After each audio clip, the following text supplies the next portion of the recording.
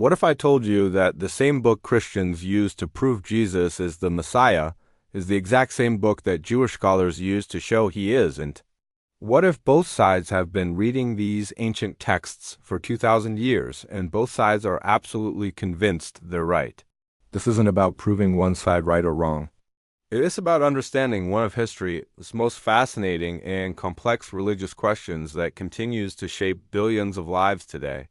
Hi, I'm here with Christian Curiosity, where we explore the deep questions of faith with respect and understanding. If you're curious about these kinds of thoughtful discussions, consider subscribing. We dive into complex topics like this regularly. So why this profound divide? It really comes down to fundamentally different ways of reading the same ancient texts, different expectations about what the Messiah would accomplish, and different understandings of how God works in human history. For nearly 2,000 years, Jewish and Christian scholars have looked at the Hebrew scriptures and reached completely opposite conclusions about the same person. Both sides are sincere believers. Both sides are brilliant scholars. Both sides know their texts intimately. Both sides can quote chapter and verse to support their position. The heart of the matter lies in the messianic expectations that developed over centuries, long before Jesus was even born. When Jewish people in the first century talked about the Messiah, a word that literally means anointed one, they had very specific ideas. These were based on passages like Isaiah 9, which speaks of a child born to sit on David's throne and establish justice and righteousness forever. They expected someone like King David, a political and military leader who would physically restore Israel's independence, rebuild the temple in Jerusalem, and bring about an era of world peace that everyone could see and touch. The prophecy in Daniel chapter 7 painted a picture of someone like a son of man coming with the clouds of heaven, receiving dominion, glory, and a kingdom that all peoples and nations would serve. This sounded like divine authority, yes, but expressed through earthly, visible power that would transform the political landscape immediately. But Jesus didn't do those things. He died on a Roman cross as a convicted criminal. The Romans still controlled Jerusalem. The temple remained under foreign rule. Jewish people continued to suffer under occupation. From a traditional Jewish perspective, the most basic requirements for messiahship simply weren't met. But here's where it gets absolutely fascinating. Christians interpreted different passages, especially from the same prophet Isaiah, as prophecies about a different kind of Messiah entirely. Isaiah 53 became central to Christian understanding. He was wounded for our transgressions. He was bruised for our iniquities. The chastisement of our peace was upon him. And with his stripes we are healed. Christians saw Jesus' death and resurrection as fulfilling these prophecies perfectly. Yet, Jewish scholars reading the very same chapter, Isaiah 53, understood it completely differently.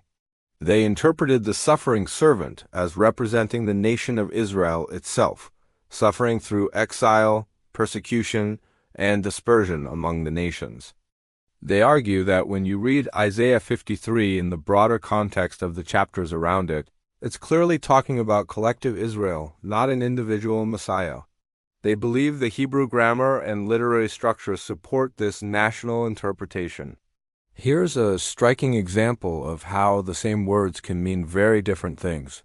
Christians often point to Isaiah 7:14 as predicting the virgin birth. Behold, a virgin shall conceive and bear a son, and shall call his name Emmanuel. But the original Hebrew word used here is Alma, which simply means young woman or maiden. If the prophet Isaiah had meant virgin specifically, Jewish scholars point out, he likely would have used Betchelah, the precise Hebrew word that unambiguously means virgin. This difference isn't trivial. It represents entirely different claims about the nature of the Messiah's birth. These aren't just academic squabbles. They reflect fundamentally different approaches to interpreting Scripture and understanding how God reveals truth. Think about this. Jewish tradition emphasizes that when the real Messiah comes, his identity and accomplishments will be unmistakable to everyone. Ezekiel 37 describes a time when David's descendant will rule as king forever, when all nations will know God, when war will cease entirely, and when the temple will be rebuilt permanently.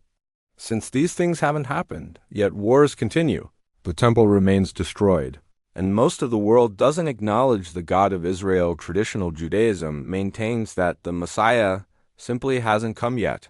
To address this apparent problem, Christianity developed the revolutionary concept of two separate comings. Jesus came the first time as the suffering servant described in Isaiah 53, dying for humanity's sins and rising from the dead. He will return later as the conquering king described in other messianic prophecies. This theological innovation allowed early Christians to explain why Jesus didn't fulfill certain prophecies during his earthly ministry. But from a Jewish perspective, this two-stage interpretation seemed like moving the goalposts. They argued that the Hebrew scriptures don't clearly distinguish between two separate comings of the Messiah. If you have to fundamentally reinterpret the plain meaning of messianic prophecies to make them fit, you're probably forcing the wrong person into the role. There's another crucial factor that often gets overlooked: the nature of biblical interpretation itself.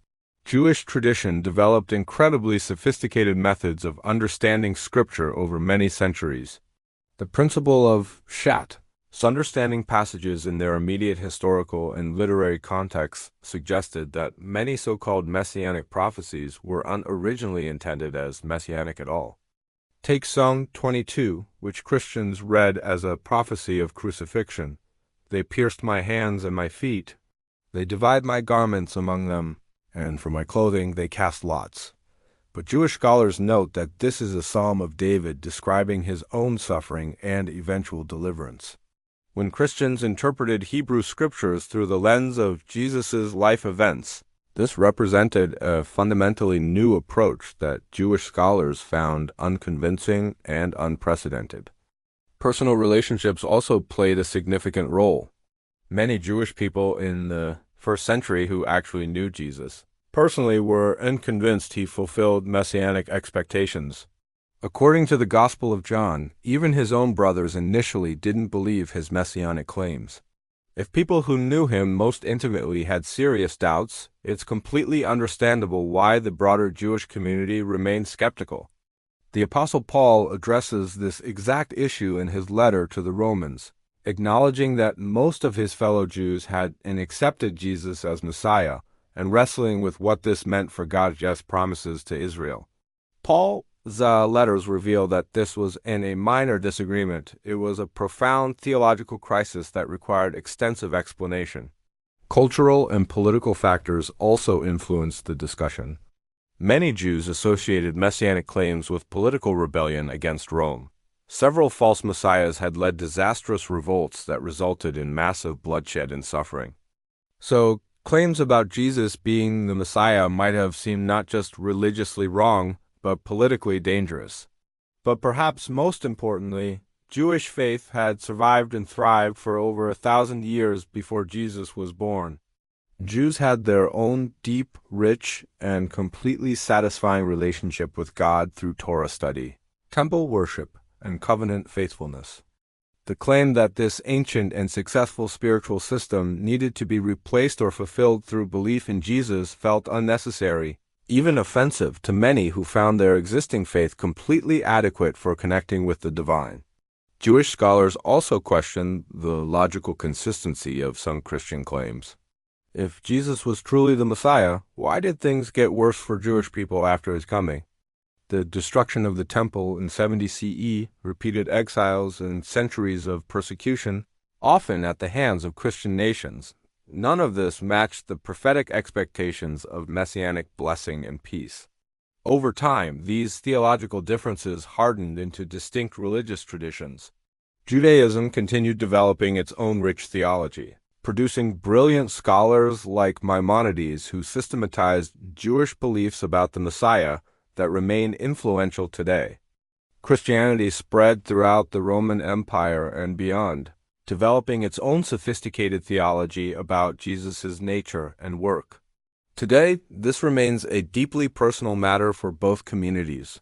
Orthodox Judaism still awaits the Messiah's first coming, maintaining that biblical prophecies about peace, justice, and universal knowledge of God clearly haven't been fulfilled yet.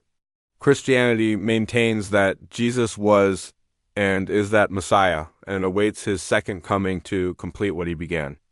Both communities continue studying the same ancient texts, finding different but genuinely meaningful truths that shape their understanding of God, humanity, and history. The remarkable thing isn't just that they disagree, it's that both communities have produced brilliant scholars, profound spirituality, beautiful art and music, incredible acts of charity and justice, and faithful people who found genuine connection with the divine through their unique understanding of these texts.